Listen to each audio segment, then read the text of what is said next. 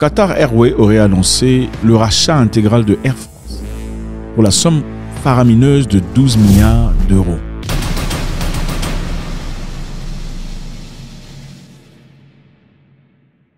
Qatar Airways aurait annoncé le rachat intégral de Air France pour la somme faramineuse de 12 milliards d'euros. 12 milliards d'euros, c'est combien en dollars? Nous, on fonctionne en dollars. Nous, les Américains, on fonctionne en dollars. Qatar Airways.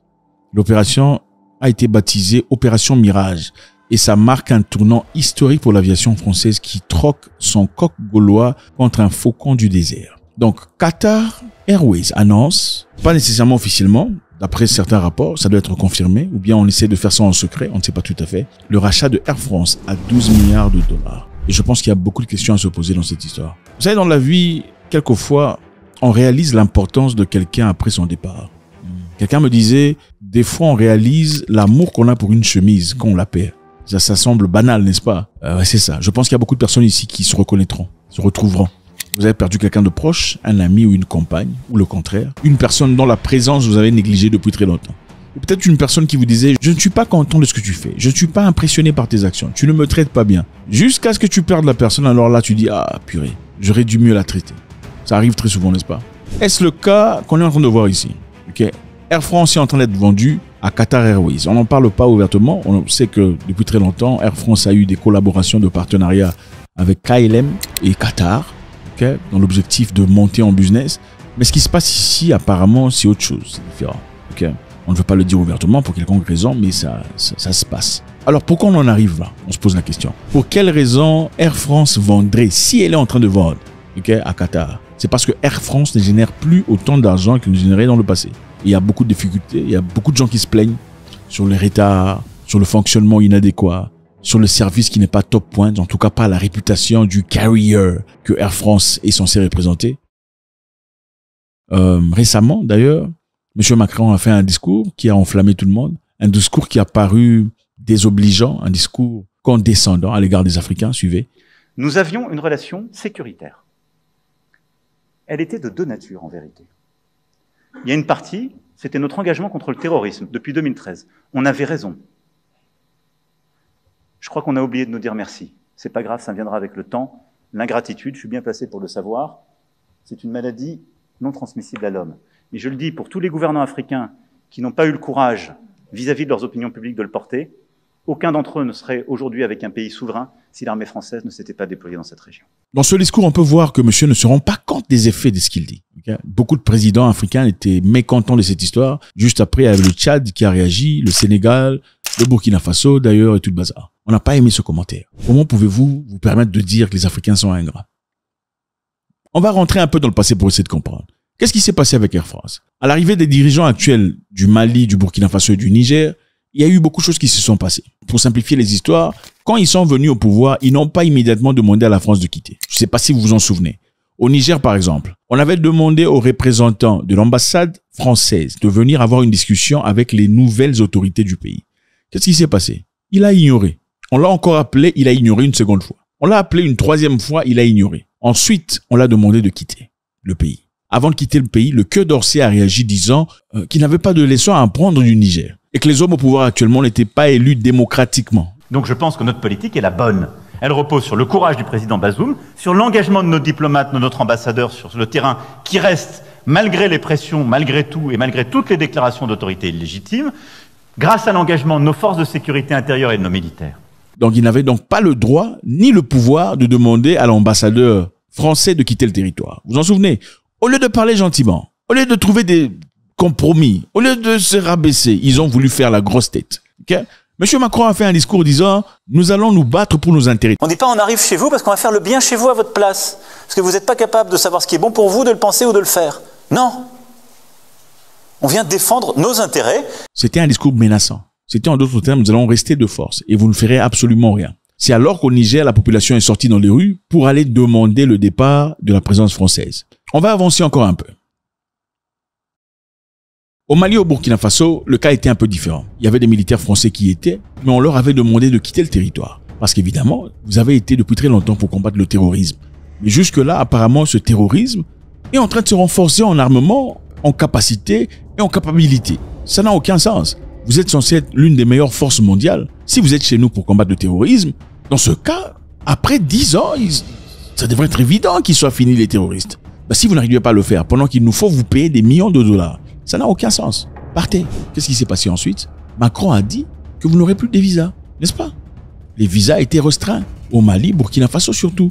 On a restreint des visas. Même les étudiants ont eu des difficultés pour voyager. Et ne parlons même pas des artistes musiciens à qui on a empêché le départ vers la France. Alors, qu'est-ce qui s'est passé après? Ils ont dit que Air France ne volera plus sur le territoire sahélien, alors notamment au Mali ou au Burkina Faso. Personne ne les a chassés. C'est eux-mêmes qui ont dit non, on ne viendra plus parce que vous êtes une zone rouge. Ici, c'est une zone rouge désormais, on ne viendra plus ici. Et ils ont déconseillé aux Français de partir dans ces pays sahéliens, Burkina Faso et Mali. N'est-ce pas? C'est la France qui a fait ça à travers M. Macron, qui voulait prouver un point. Nous n'avons pas besoin d'eux, c'est eux qui ont besoin de nous. Il a aussi dit que vous étiez ingrats du fait que leurs militaires soient morts dans vos pays à cause de vos propres causes, n'est-ce pas? Et j'ai une pensée émue pour nos soldats qui, parfois, ont donné leur vie et pendant des années se sont battus. Nous avons bien fait. C'est Macron en train de parler là. Alors, Macron a froissé beaucoup de personnes. Je voudrais exprimer mon indignation vis-à-vis des propos tenus récemment par le président Macron qui frise les mépris envers l'Afrique et les Africains. Je crois qu'il se trompe d'époque. Il y a une partie qui a retenu mon attention, là où il parlait d'ingratitude. Et que l'ingratitude est une maladie non transmissible aux humains. Lui, il est humain, notre ingratitude n'est pas transmissible à lui. Voilà comment ce monsieur voit l'Afrique, voit les Africains. Nous ne sommes pas des humains à ses yeux. Et avec ça, qu'est-ce qui s'est passé? Air France partit, on pensait que les Africains allaient souffrir. Mais de manière surprenante, en tout cas pas surprenant pour moi du tout, parce que je pense que quand vous faites une personne souffrir pendant trop longtemps, elle finit par s'y habituer et trouver des moyens alternatifs.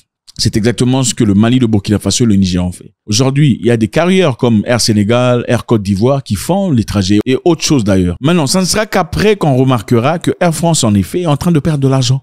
Ok? Macron qui donnait l'impression que la France n'avait pas besoin de l'Afrique. C'est l'Afrique plutôt qui avait besoin de la France. En effet, Air France est en train de perdre de l'argent qui se faisait en Afrique. Et clairement, c'est l'une des raisons pour lesquelles ça ne va pas. Qu'est-ce qu'il faut faire? Il faut essayer de laver l'image. Vous savez, généralement, quand vous avez un club de nuit ou un night club ou une boîte, où il y a des histoires qui sont passées et tout le bazar, il y a une très mauvaise réputation qui naît. Qu'est-ce qu'on fait? On revend le club ou on repeint le club ou on change un peu la couverture du club pour donner l'impression que le club a changé. Et vous changez aussi le management. Vous assurez que le directeur ou le secrétaire ou la personne, en tout cas devant la clientèle, est complètement changée. Comme ça, les personnes qui avaient l'habitude de venir dans votre club dans le passé avant que sa réputation ne soit tarnie, se diront, OK, le club a été vendu, ça appartient à une autre personne, c'est un nouveau management. C'est un peu la même stratégie qu'on applique ici. En d'autres termes, Air France est en train d'être vendu à Qatar, entre parenthèses. C'est en partenariat ou pour du bon. Où l'objectif est simple. On veut repartir dans ces endroits où on n'était plus dans le passé, mais sous couverture d'une autre chose. Ça vous dit une chose. La leçon est simple. On ne se moque pas de ceux qui paraissent petits, parce qu'on a l'impression qu'on est un peu plus grand. On ne se moque pas de ceux qui paraissent petits. On ne dit pas aux Africains, vous êtes des ingrats. Et l'ingratitude n'est pas contaminable aux humains. C'est une façon de dire que les Africains ne sont pas humains. Puisque s'ils sont ingrats, et que l'ingratitude ne peut pas vous atteindre, vous qui êtes humain, c'est-à-dire qu'ils sont quoi? Chèvres. Vous allez mettre des chèvres dans l'avion, dans Air France. Vous allez mettre des moutons dans Air France. Non, vous ne l'en mettrez pas. Alors, il y a autre chose qui se passe de très intéressant. Je pense que c'est une chose qui n'a jamais été réalisée en Afrique, qui se passe dans l'AES. C'est la coopération, la communication en confédération. Donc, une coopération est en train de naître. Une coopération et attente transfrontalière entre le Niger, le Mali et le Burkina Faso. C'est un peu comme l'Interpol. N'est-ce pas? L'Interpol, c'est quand vous faites un truc ici, une bêtise en Allemagne, même si vous fouillez en Pologne, on va aller vous attraper là-bas. C'est à peu près ce qui commence à se passer entre les trois pays. Le 28 mars 2025, au cœur de la zone trifrontalière entre le Mali, le Niger et le Burkina Faso, les forces de confédération d'État du Sahel ont intercepté un véhicule volé conduit par 2 terroristes identifiés. L'opération rendue possible par un échange précis de renseignements et la preuve que la guerre moderne ne se gagne plus uniquement sur le terrain, mais dans la maîtrise de flux d'informations, des déplacements et des signaux faibles. Donc, on a arrêté ces gens dans une voiture qui sont connus pour leurs actes néfastes. Ces hommes habitués à jouer avec la pérosité des frontières ont été pris dans leur filet désormais confédéral qui tisse peu à peu l'AES. Donc, on est en train de partager les informations. Partage de renseignements. Mali, Niger, Burkina Faso. On sait exactement ce qui se passe. Si tu fouilles ici, on t'attrape là-bas, on te ramène. Si tu fouilles ici, tu passes là-bas, on t'attrape. Ça ne rigole plus. Et ce n'est pas la seule chose. Le lendemain, des drones ont identifié une colonne de motos armées. Des frappes ciblées précises dans la région de Ouara où des dizaines de motos ont été complètement détruites et une logistique anéantie. C'est-à-dire qu'ils sont en train de partager les informations comme les font les Européens de l'OTAN. Sommes-nous en train de voir naître en Afrique l'OTAN de l'Afrique? À terme, on peut imaginer une agence sahélienne du renseignement, un satellite commun d'observation, une industrie de défense intégrée et pourquoi pas un jour une université militaire panafricaine où l'on enseignerait autant la stratégie que l'éthique, la technologie que l'histoire. Les amis, l'histoire retiendra que peut-être dans le sable de Gao, un continent a commencé à cesser d'être spectateur de sa propre sécurité. Le président Ibrahim Traoré a gracié des militaires, 21 soldats condamnés pour avoir tenté de renverser le gouvernement du pays il y a près de cela 10 ans, selon le décret officiel publié par les médias. Monsieur Ibrahim Traoré, un homme que j'aime beaucoup. Ma question pour vous est celle-ci. Si quelqu'un fait du mal, faut-il le pardonner? Quelqu'un fait un grand mal, on le pardonne et on oublie? On oublie et on jette? Moi, je ne suis pas de cela. Un mal de caractère, c'est-à-dire tu touches à ma personnalité, tu touches à mon identité, tu touches à ma famille, tu touches à ma réputation, tu touches à mon existence. Je peux te pardonner pour la paix, mais je n'oublierai jamais. Et je ne t'aurai plus jamais à mes côtés. Je sais qu'il y a beaucoup de gens ici qui veulent être spirituels. Il faut oublier, pardonner. Vous êtes encore des enfants. Vous n'avez encore rien compris de la vie. Attendez qu'on va vous frapper avec une hache à la tête une seconde fois. Une personne qui a osé vous empoisonner dans le passé, vous le saviez. C'est là que vous allez comprendre. Un homme intelligent n'oublie pas. Un homme intelligent n'oublie pas. Ce sont des poltrons là qui sont cachés derrière une spiritualité fausse. D'ailleurs, en réalité, ce ne sont même pas des vraies spiritualités. Vous êtes des gens qui propagent la spiritualité, mais en réalité, vous êtes des méchants. Vous n'êtes même pas représentatif de cette dite spiritualité. Un homme intelligent n'oublie pas. Voilà pourquoi vous voyez le pays où on ne cite pas. Là, il n'oublie jamais. Chaque année, il célèbre ce qui s'était passé dans le passé. Pour pas qu'ils oublient. Ici, dans d'autres pays en Afrique, chez les Rwandais, ils n'oublient jamais ce qui s'est passé en 1994. C'est seulement vous qui voulez oublier. À vous, on vous demande d'oublier ce qui s'est passé pendant l'esclavage. On fait totalement semblant de ne pas réaliser les effets qu'a l'esclavage aujourd'hui dans la vie de chaque jour. On n'oublie pas. Ok, dans le pays où des gens qu'on ne cite pas, on les a payés de l'argent en compensation. Les Amérindiens ont été payés pour le mal qu'ils ont subi. S'il n'y a que vous qu'on dit il faut oublier et vous acceptez ça. Comme vous acceptez comme d'habitude un bon esclave, il ne faut jamais remettre en question l'autorité parce que toute autorité vient de Dieu. Vous êtes devenus de moutons. C'est ça. Excès de prier, c'est pas bien. Il ne faut pas trop prier dans la vie. Écoutez, il ne faut pas trop prier dans la vie. Je sais que vous êtes là, vous êtes en colère, envoyé du diable. Oui, si je suis envoyé du diable, alors d'accord, je suis envoyé du diable. Un homme fort ne prie pas du lundi à lundi. Un homme fort et intelligent, à un moment donné, il s'arrête. Parce que même vos livres disent, il y a un temps pour tout. Faut-il oublier? Eh bien, il y a des cas dans lesquels on peut donner une certaine liberté. On peut accorder de l'eau à boire à une personne qui a voulu vous faire du mal. Ce n'est pas un problème. On peut lui accorder un pain s'il est dans des difficultés. On peut sauver la main de son enfant sans problème. Mais lui, rapprocher à côté de soi, non, on ne peut pas le faire. Le président Ibrahim Traoré du Burkina Faso vient de gracier 21 soldats condamnés pour avoir tenté de renverser le gouvernement du pays il y a cela près de 10 ans. Alors, qu'est-ce qui s'était vraiment passé? 2014-2015, après la démission de Compaoré, un gouvernement de transition a été mis en place sous la supervision du président de transition, Michel Kafando, et d'un premier ministre nommé par la transition, Isaac Zida. Ce gouvernement avait pour mission de rétablir l'ordre, de rédiger une nouvelle constitution et d'organiser les élections. C'était la raison pour laquelle il y avait ce gouvernement principalement de transition. En septembre 2015, un groupe de militaires proches de Compaoré a tenté un coup d'État pour restaurer l'ancien régime. Cependant, ce coup a échoué après quelques jours de tension et le gouvernement de transition a été rétabli avec l'aide de la communauté internationale. Ces gens, évidemment, avaient cette nostalgie. Ils ont essayé de renverser le gouvernement et ça n'a pas fonctionné. Ils ont été arrêtés. Qu'est-ce qui s'est passé ensuite? Après la tentative de coup d'État, les autorités de transition ont poursuivi leur mission, notamment la mise en place des réformes politiques, sociales et constitutionnelles. Les élections présidentielles et législatives ont été organisées en novembre 2025 et Roch Marc Christian Kaboré, candidat du parti MPP, a remporté la présidence. Maintenant, qu'est-ce qui s'est passé avec ces gens? Ils ont tous été arrêtés. Il s'agissait ici de l'ancien chef d'état-major de Compaoré, Gilbert Diendéré, et le chef de la diplomatie, Djibril Bassoul. C'est eux, les commanditaires, les personnes qui ont été arrêtées. Ils ont été condamnés et poursuivis devant les tribunaux pour le fait commis le 15 et le 16 septembre 2025. ces généraux condamnés respectivement à 20 et 10 ans de prison pour avoir prétendument orchestré le coup d'État. Donc, ils étaient jetés en prison. D'ailleurs, il faudrait dire qu'ils étaient très chanceux. Dans certains pays, on vous massacre. Hein. Ouais. Tentative de coup d'État. Les militaires savent très bien. Celui qui a essayé de te tuer dans le passé, il va encore essayer de te tuer. Il faut l'éliminer. Le prince de Machiavel vous dit, si quelqu'un te fait de mal pour détruire ton caractère, détruire ta réputation, toucher à ta femme, ta maman ou ta fille, il faut l'écraser de manière publique. Si ce n'est pas fait de manière publique, il faut l'écraser de sorte à ce que ceux qui verront les effets et qu'ils aient une estimation liant cette scène à vous aient totalement peur pour le reste de leur vie. C'est-à-dire, quand une personne te regarde, après avoir vu ce qui s'est passé, elle ne te challengera plus jamais. Donc, dans beaucoup de pays africains, vous essayez de faire un coup d'État, on va vous finir. On ne va pas vous laisser en prison parce qu'on sait que si vous sortez, votre objectif va continuer.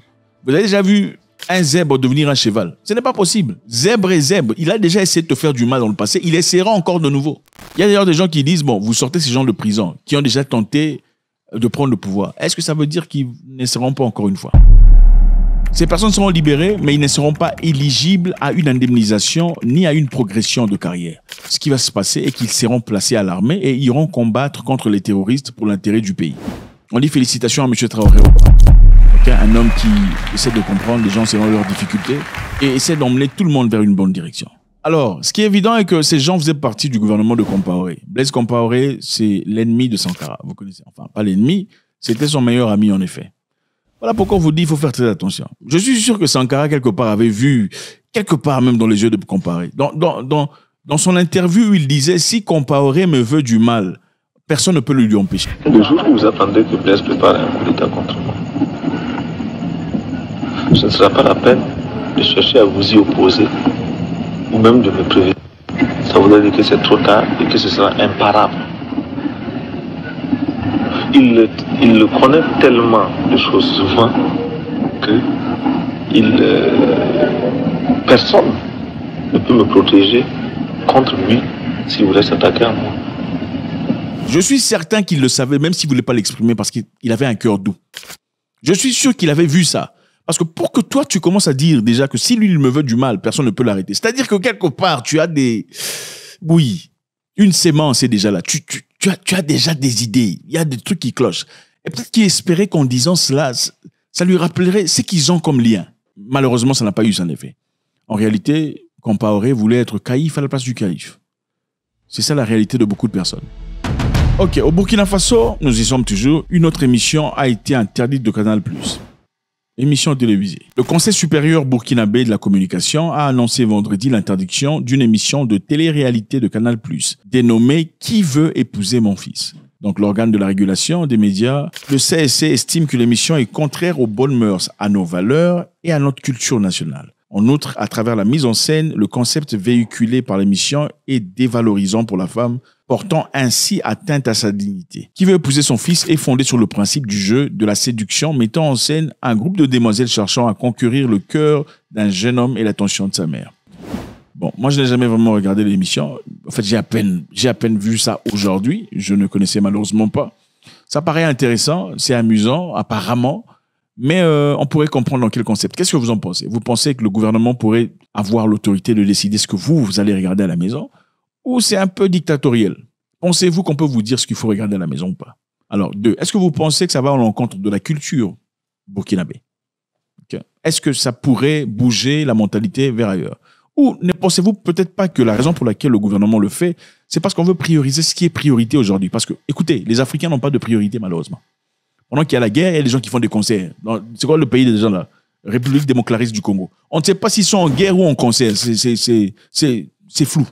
Donc la priorité pour un pays en guerre serait de recruter des millions de personnes. Parce qu'il y en a 100 millions de gens inutiles. Recruter 1 million de militaires ou 7 millions sur 100 millions. Ça fait quoi? Chaque famille donne un enfant. Ça fait combien? C'est beaucoup. On ne peut pas commencer à se plaindre dans un milieu où vous avez des solutions à la maison. Mais bon, les gens sont peureux, on prie du lundi à dimanche. Lundi, prière. Une personne qui prie chaque jour ne peut pas combattre. Il ne sait pas comment prendre une vie. Il y a des hommes aujourd'hui qui n'ont jamais tué un coq ou une poule. Si tu n'as jamais tué un coq ou une poule, même si quelqu'un vient devant la porte de ta mère et veut toucher ta maman, tu feras quoi? Tu serais incapable, même un coq, tu n'as jamais égorgé. La priorité n'est pas là où la priorité devrait être. Bon, peut-être que le gouvernement burkinabé réalise qu'il faut une priorité. Nous sommes en guerre. Ils sont aussi en guerre contre les terroristes. Ce n'est pas le moment de distraire les gens en disant comment séduire un homme et séduire sa mère. Ce n'est peut-être pas le moment de le faire. C'est peut-être le moment d'inciter les gens à une représentation culturelle, nationale. C'est le moment de créer des émissions qui poussent la jeunesse à défendre leur patrie. C'est le moment de créer des émissions qui favorisent les gens qui sont intellectuels à créer des choses scientifiques. Des robots, des drones made au Burkina Faso, des choses pareilles. Pourquoi on ne crée pas des émissions où des gens intelligents peuvent venir ensemble, comparer leur création et puis le gagnant à $100 000? Pourquoi il y a seulement des fonds pour des choses pour rire, pour dormir, pour s'enivrer, pour être distrait? Est-ce une question de priorité peut-être? La priorité aujourd'hui exige que le Burkina Faso se lève. La priorité exige que chaque membre de la population burkinabé se mette ensemble pour un progrès, pour l'intellectualisme, pour l'intelligence, pour les capacités, pour la création, pour l'indépendance, pour l'autonomie. La priorité, ce n'est pas aller chercher une petite Sénégalaise là, très jolie, je sais pas, machin, histoire, et sa mère. La priorité, peut-être, ce n'est pas ça. C'est bien, je comprends tout à fait qu'il y a des gens qui ont investi leur argent pour un show qui paraît bien, c'est vrai, mais bon. Le gâteau, c'est bien à manger le gâteau, mais on ne peut pas manger le gâteau le ventre creux, n'est-ce pas? Le chocolat, c'est bien. La crème glacée, c'est bien, mais quand il faut manger, c'est les maniocs qu'il faut manger d'abord. Ensuite, on va manger du chocolat. Peut-être qu'en ce moment-ci, le Burkina Faso a besoin de manioc. Le manioc ici représente un nationalisme. Peut-être qu'ici, le manioc représente un patriotisme fort. Il faut inciter à la jeunesse burkinabé en ce moment-ci vers une direction productive au Burkina Faso. Faites-moi savoir ce que vous en pensez, c'est toujours avec beaucoup de plaisir. Au Burkina Faso, on a libéré l'ancien chef d'état-major de Compaoré, Gilbert Diendré, et le chef de diplomatie, Djibril Bassolé, qui étaient condamnés respectivement à 20 et 10 ans. Ils ont été graciés par le président Ibrahim Traoré, un homme noble. Au Burkina Faso, encore une fois, on vient d'interdire une émission populaire après le Bachelor. Le Bachelor aussi, je n'avais pas vraiment connu. J'ai vu quelques images sur Facebook, mais apparemment, c'est la même tendance. Est-ce de la dictature ou bien c'est tout à fait normal? Il faut encourager la jeunesse vers la direction qu'il faut.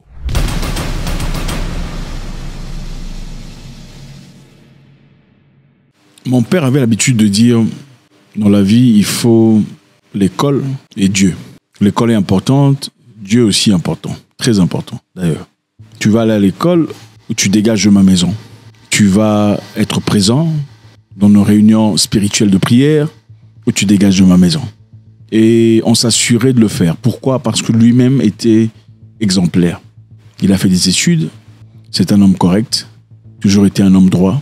Il a aussi été une personne spirituelle. Donc tout ce qu'il prêchait, il appliquait. Il ne s'agissait pas, il y a une loi pour moi et une loi pour vous.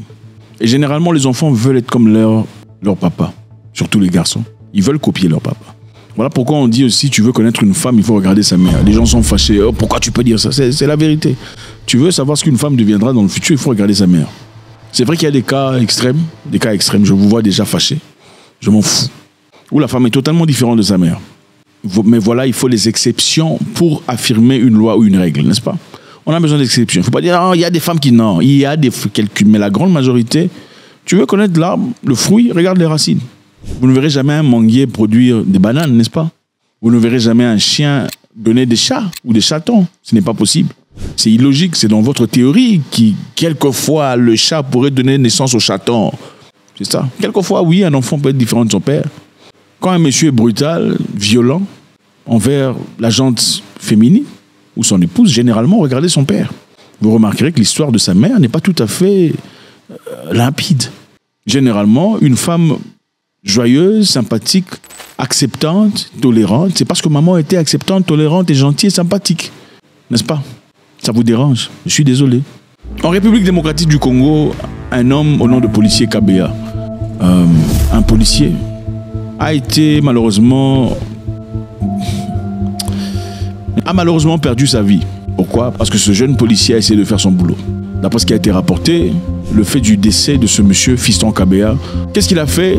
À ce qui paraît, est-ce qu'on a comme élément la cause de sa mort est due au fait qu'il a voulu arrêter quelqu'un, empêcher un certain désordre. Quel désordre? Il paraîtrait, d'après les rapports, l'escorte de la première ministre de la République démocratique du Congo avait emprunté la voie en sens inverse. communément connu à Kinshasa comme sens unique. Bon, on ne sait pas pourquoi les Kinois appellent ça sens unique, mais c'est sens inverse. Sens unique, c'est-à-dire une route où il n'y a pas de retour, n'est-ce pas? Sens inverse, c'est-à-dire il y a deux routes, une qui va à gauche et une qui revient à droite.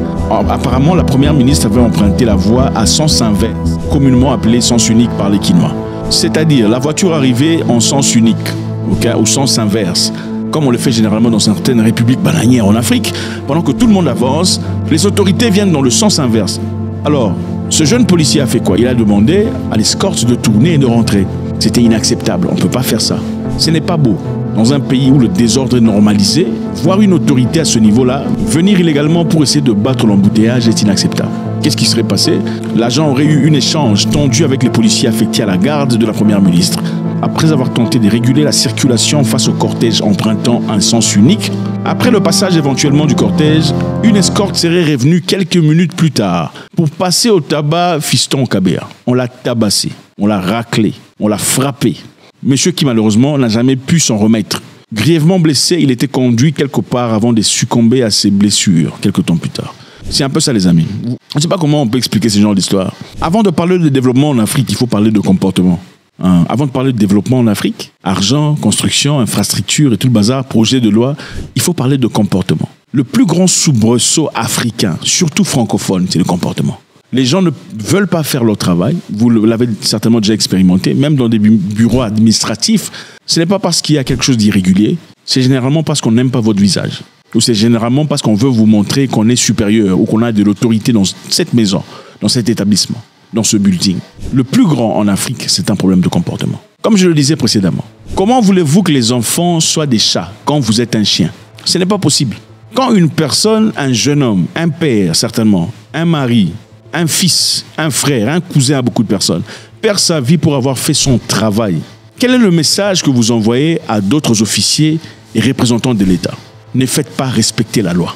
Parce qu'en faisant respecter la loi, vous risquez d'y laisser votre vie.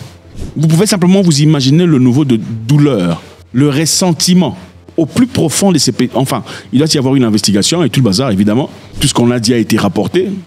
Chacun en tire son opinion. Mais au plus profond de ceux qui sont là, est-ce qu'il y a de l'amour?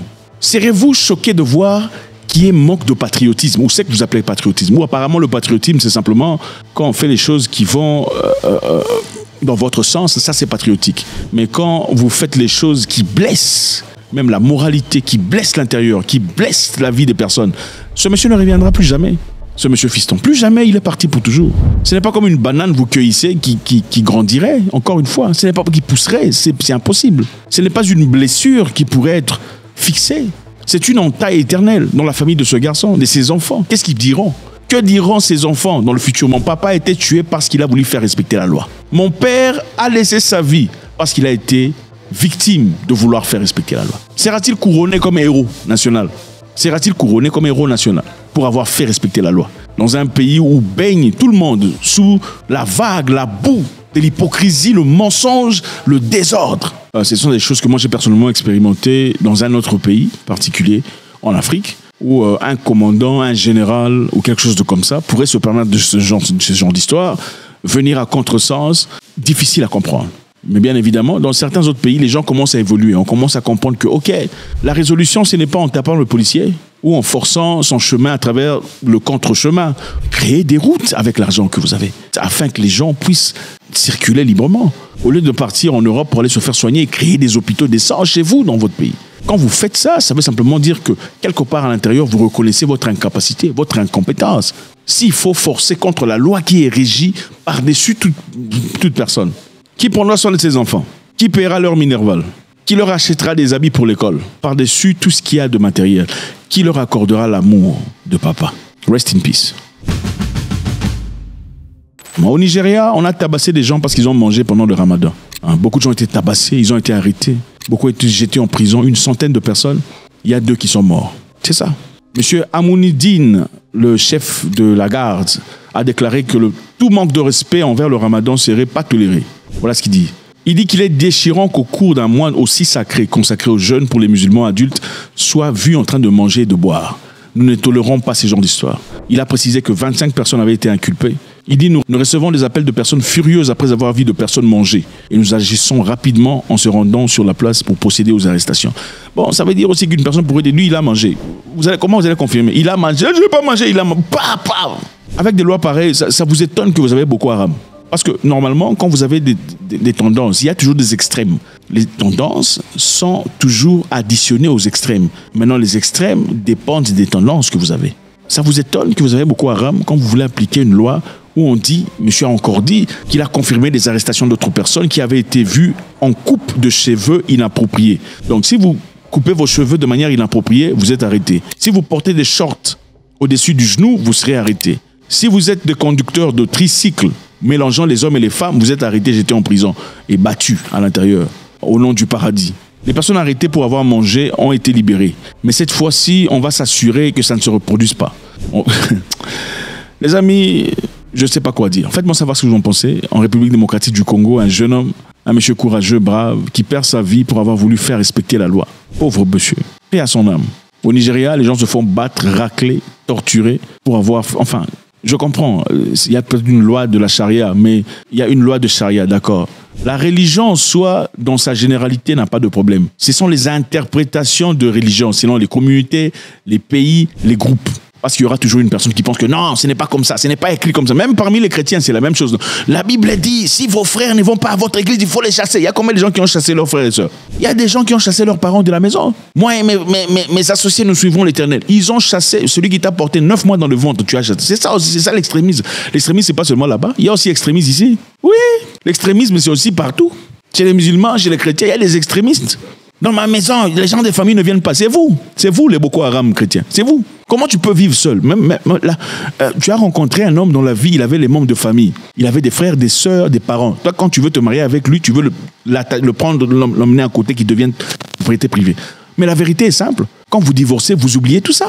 Quand vous êtes bien, vous êtes gentil, mais quand vous divorcez la personne, vous lui rappelez que vous venez de quelque part. Mais avant cela, vous lui dites, lui, que non. La Bible dit, toi et moi, l'homme quittera son père et sa mère, s'attachera à sa femme. Aussi longtemps que la femme sera heureuse, aussi longtemps que la femme sera heureuse. L'homme quittera son père et sa mère, s'attachera à sa femme. Ils seront une seule chair aussi longtemps que la femme restera heureuse. C'est ça la réalité d'aujourd'hui. Ce n'est pas jusqu'à ce que l'amour vous sépare. Quand vous devenez désheureuse, malheureuse, selon votre version du bonheur, alors là, vous vous rappelez que vous avez une famille, vous êtes venu de quelque part. C'est vous qui rejetez vos frères dans des hôpitaux en train de mourir parce qu'ils ne viennent pas dans votre église. C'est vous. Vous êtes les mêmes personnes. On ne peut pas parler de développement en Afrique sans parler de comportement. Ce n'est pas possible. Voilà pourquoi on vous dit que la guerre mondiale a commencé. Les États-Unis sont partis négocier avec la Russie sur l'Ukraine en mettant à côté les Européens. Chose qui ne s'est jamais fait dans le passé. Incroyable.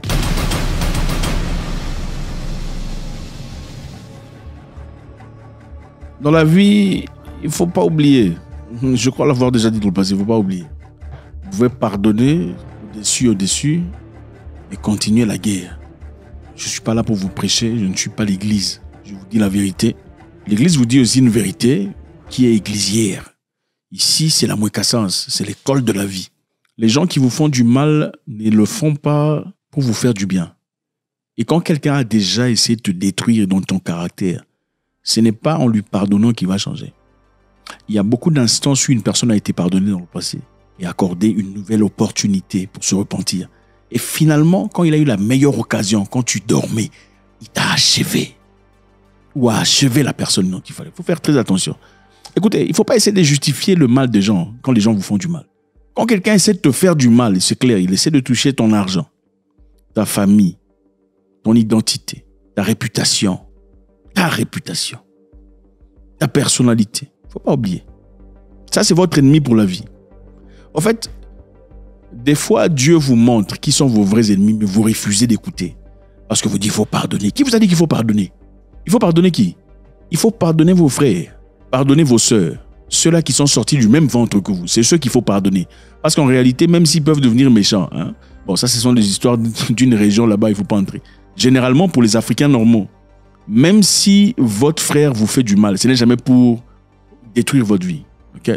Bien évidemment, on met le côté là, la région là, africaine qui a des problèmes. Généralement, un frère africain qui partage votre mère, quand il vous fait du mal, après il se repent. Okay? Mais un étranger, quand il te fait de mal pour te détruire, parce que pour la vérité c'est celle-ci, un ami ne devient jamais un ennemi. Quand un ami devient un ennemi, il n'avait jamais été votre ami. Il est simplement venu à côté de vous pour vous comprendre. Examinez d'ailleurs même les personnes avec qui vous n'êtes plus amis. Vous allez remarquer le genre de questions qu'on vous posait à l'époque. Alors là-bas, le boulot, là, c'est comment? Mais là-bas, on te paye combien? C'est comme ça. Ce sont ces genres de questions. Cette histoire-là, tu as acheté à combien? La voiture, là, tu l'as eu comment? C'est ça. Regardez le genre de conversation dont vous aimez. Ça n'avait jamais été, tu sais, dans la vie, mon ami, il faut être courageux, il faut aider maman. Jamais. Les conversations que vous avez eues dans le passé, c'était les chaussures, là, tu as commandé, c'était en Italie. C'est toujours comme ça. Ça n'a jamais été une vraie réalité. Quand quelqu'un te fait du mal, il ne faut jamais oublier. Ce sont les poltrons et les idiots qui oublient. Oh, j'ai pardonné, j'ai oublié. Oui, continuez comme ça. Les ministres du Sahel sont partis en Russie. On parle du Mali, Burkina Faso et Niger. Partis en Russie, pourquoi? Pour aller renforcer leurs relations avec la Russie. Les ministres des Affaires étrangères du Mali, du Burkina Faso et du Niger sont à Moscou actuellement pour leur premier entretien officiel avec la Russie. Okay? C'est fort. Les 3 États sahéliens qui sont frères, les seuls frères en Afrique, parce que vous aimez trop la fraternité. Mon frère, il n'y a pas ton frère ici. Tes frères sont là-bas dans les ventres de ta mère. Mon frère. Les vrais frères sont maliens, burkinabés, et voilà. Le reste, c'est n'importe quoi. Ceux-là sont partis à Moscou pour aller discuter. Après, évidemment, avoir rompu leur relation avec la France et ses alliés. Les amis, nous sommes dans une guerre mondiale actuellement. Et beaucoup ne le comprennent peut-être pas. La guerre mondiale, ce n'est pas seulement quand ça tire de partout, quand ça explose de partout. La guerre a commencé. Il y a une forte guerre, pas seulement médiatique, il y a une forte guerre géopolitique, il y a une forte guerre commerciale entre les États-Unis et l'Europe. Ils sont très surpris actuellement, on va en parler juste là. Il y a une guerre forte d'influence entre l'Occident et l'Afrique actuelle, pendant qu'il y a des pays africains qui sont complètement endormis. Certains sont en train d'insulter le roi, qui est là depuis 42 ans. D'autres sont là en train de danser, faire des concerts. On ne sait pas s'ils sont en guerre ou en concert. Nous sommes en guerre et une réalité. On va essayer d'avancer avec ceux-là qui comprennent. Alors, la Russie a signé un accord de défense, encore une fois, avec les 3 pays du Sahel. Le Mali, Burkina Faso et le Niger. Donc cet accord, évidemment, ça sert à renforcer la présence russe dans cette région. L'objectif n'est pas seulement former, mais de soutenir sur le plan militaire ces armées de ces nations libres. Ce sont les seules nations libres en Afrique, en tout cas dans la francophonie. Donc ils ont été là pour discuter, pour former des correspondances et des forts liens. Les ministres des Affaires étrangères ont qualifié cette discussion d'une étape importante vers l'instauration d'une coopération stratégique et pragmatique dans tous les domaines, dans les domaines communs. On voit ici une représentation du Mali. Les Maliens sont partis, évidemment, il y a les ministres de chaque pays, mais il y a aussi chaque délégation qui se présente face aux Russes pour avoir une discussion. Okay? Ici, on a discuté avec la tête du gouvernement russe pour avoir quelques collaborations et quelques discussions. On va essayer de suivre rapidement ce que ça veut dire. Nous intensifions nos contacts en matière de la coopération de la défense. Et ici, nos représentants rencontrent leurs collègues. Ils participent notamment dans la préparation de vos cadres militaires, mais aussi, bien sûr, des cadres civils. Et c'est aussi un aspect très important humanitaire de notre coopération. И, безусловно, самая тесная координация налажена в сфере внешнеполитического взаимодействия, прежде всего в Организации Объединенных Наций, в рамках группы друзей в защиту устава ООН и на других многосторонних площадках, включая, конечно же, различные форматы партнерства России и Африки. Nous avons des contacts assez étroits en ce qui concerne la politique étrangère, notamment au sein de l'Organisation des Nations Unies. Nous nous entretenons au sein du groupe d'amis pour la défense de la Charte. Il y a aussi d'autres formats dans lesquels nous coopérons. Et bien sûr, avant tout, c'est le partenariat Russie-Afrique. Так что повестка дня у нас насыщенная, и уверен, что сегодняшний обмен мнениями позволит более активно и эффективно продвигать все договоренности, которые были достигнуты между нашими руководителями. Tout cela pour dire que nous avons un agenda bien chargé et j'espère que les accords que nous allons avoir aujourd'hui vont permettre de travailler de manière très active et efficace pour mettre en œuvre tous les accords qui ont été conclus au plus haut niveau entre nos présidents. Donc, ce que vous voyez ici, c'est une collaboration, évidemment, après avoir rompu avec celui qui était autrefois votre ami, mais en réalité pas vraiment votre ami. Il était votre ami parce que vous aviez les mêmes tendances. Dans ce cas, c'est parce qu'il y avait des avantages en Afrique. La France était amie à l'Afrique, dans cette francophonie qui n'est pas tout à fait correcte, mais objective pour faire gagner à la France. Accès aux ressources, accès à l'uranium, accès à l'or et accès à autre chose et à son influence. Aujourd'hui, les pays du Sahel vont en Russie pour chercher une vraie correspondance égale à égale. Il n'y a pas de sens de supériorité. Contrairement à ce que Macron a fait dans le passé, qui vous a clairement montré qu'ils étaient supérieurs et vous ne l'étiez pas, et qu'il vous fallait être reconnaissant pour tout ce qu'ils font pour vous.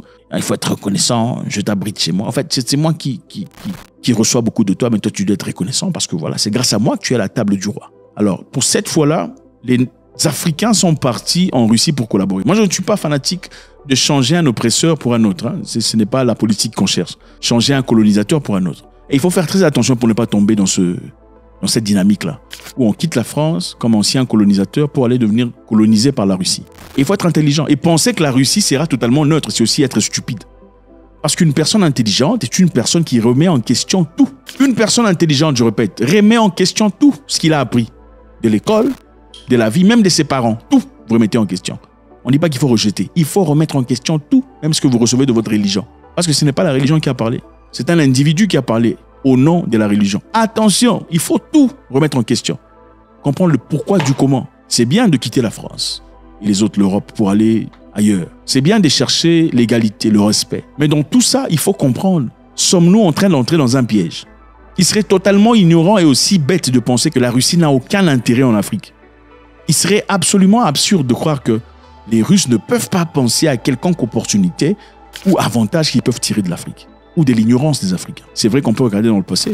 Dans le passé, il n'y a pas d'indication où la Russie est partie en Afrique pour aller coloniser. On peut se servir de ça pour dire, ok, voilà. Mais il ne faut pas être stupide pour penser que la Russie de l'ancien temps et la Russie d'aujourd'hui. Vladimir Poutine n'existait pas à l'époque. En 1800, quand les Européens ont décidé de venir en Afrique pour piller. Poutine n'était pas là. Attention. Ok. Alors, sont-ils en train de pouvoir devenir en Afrique? On ne le sait pas. Peuvent-ils trouver de moyens intelligents pour coloniser l'Afrique? C'est une possibilité. Sont-ils en train d'essayer de faire ça? Probablement pas. Pourquoi? Parce que dans le passé, ils ne l'ont pas fait. Généralement, pour savoir ce que quelqu'un fera dans le futur, il faut simplement regarder ce qu'il a fait dans le passé. Ok. Et tous les éléments qu'il vient de souligner mettent en avant, en tout cas, l'importance et l'intensité des relations entre nos deux pays, au plus haut niveau, entre nos deux chefs d'État, mais entre nous-mêmes. Le contact est régulier. Et ce qui est plus important, c'est que la coopération se déroule bien sur le terrain. Et je tiens encore une fois à réitérer la gratitude du Mali à la Russie pour son soutien constant et sans réserve à notre pays. Nous avons une lecture commune de la lutte contre le terrorisme et l'insécurité dans notre espace. Terrorisme qui est d'ailleurs soutenu par des sponsors étatiques étrangers, y compris des acteurs régionaux, des acteurs de notre espace qui continuent à servir de base arrière et à soutenir le terrorisme, ce qu'il faut combattre, y compris l'Ukraine, qui est à vos portes ici, que nous considérons comme un État terroriste tout simplement.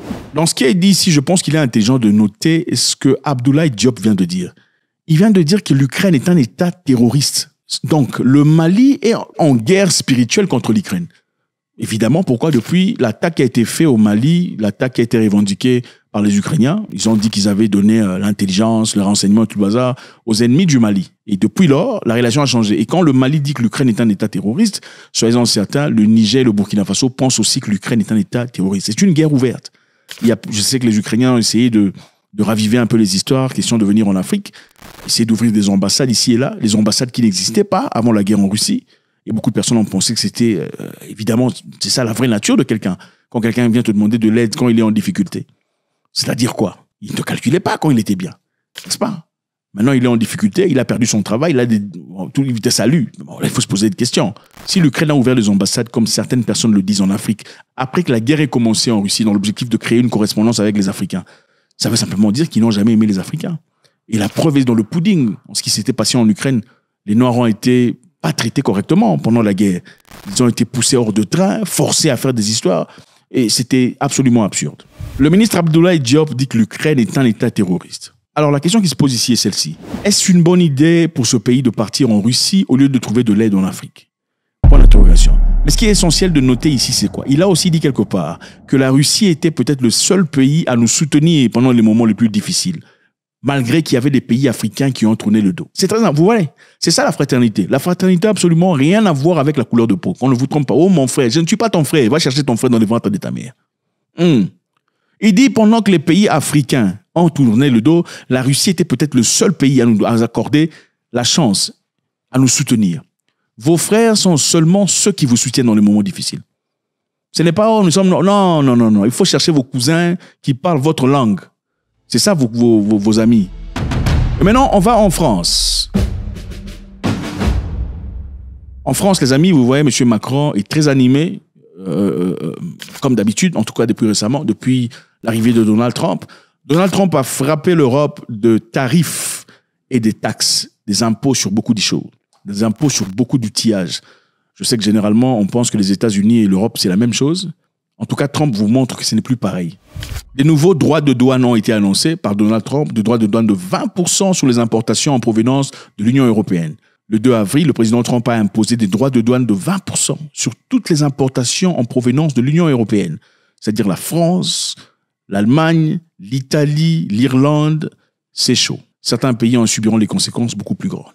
Le président Emmanuel Macron, évidemment, a condamné ces droits de douane, qualifiant de brutaux et infondés, suggérant d'éventuelles représailles. Écoutez ce qu'il avait à dire.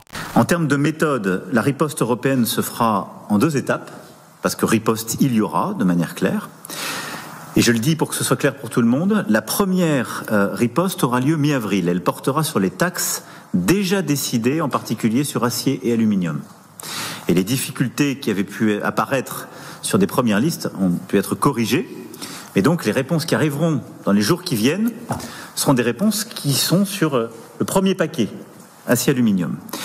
La deuxième réponse, plus massive, celle aux tarifs annoncés hier, se fera à la fin du mois, après une étude précise, secteur par secteur, et un travail avec l'ensemble des États membres et évidemment des filières économiques. M. Macron dit qu'ils doivent d'abord cibler l'acier et l'aluminium américains. Donc ici, on parle de rétaliation. Donc la France et l'Europe doivent agir contre les États-Unis. Voilà pourquoi on vous dit que la guerre mondiale a commencé. Les États-Unis sont partis négocier avec la Russie sur l'Ukraine en mettant à côté les Européens, chose qui ne s'est jamais fait dans le passé. Incroyable. Donc, Macron, en réagissant, il a d'abord encouragé les Européens de se mettre ensemble et s'unir contre les États-Unis d'Amérique, même s'il ne le dit pas ouvertement, mais c'est clair. Donc, ils vont sanctionner l'acier et l'aluminium américains. Macron dit aussi qu'à la fin du mois, après une étude secteur par secteur et un travail d'ensemble d'États, ils vont trouver un moyen de déséquilibrer les États-Unis sur le plan commercial. Si la réponse aux tarifs qui viennent d'être mis par l'administration américaine,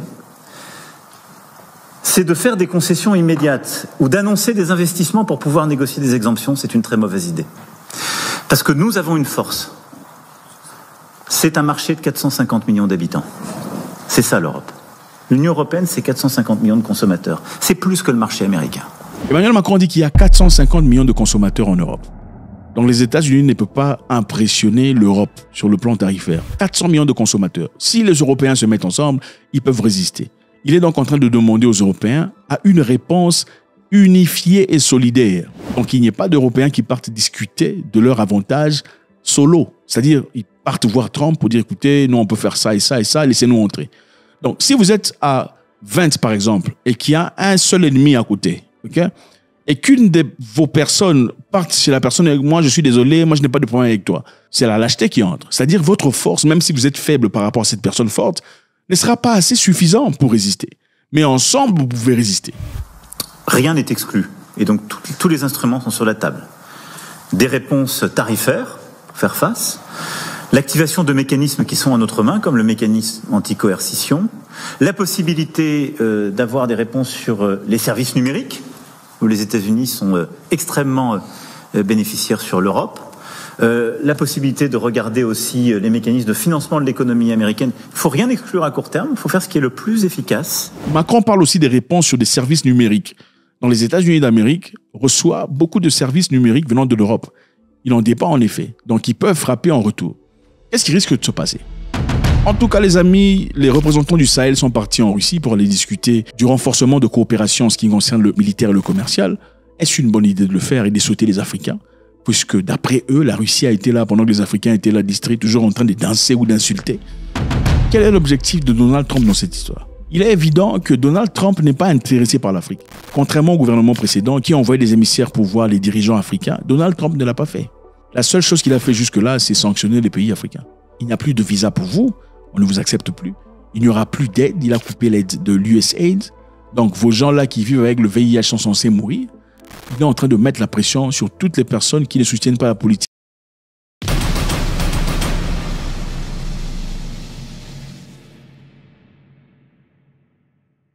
Ok. L'une des choses qui m'a toujours beaucoup étonné, c'est que les féticheurs aient des clients, la clientèle. Généralement, les féticheurs en Afrique, dans beaucoup de pays africains, on ne peut pas dire toute l'Afrique, parce qu'on réalise avec le temps que l'Afrique n'est pas monotone, n'est pas identique. Beaucoup de gens disent en Afrique ceci, en Afrique cela, ce n'est pas valide.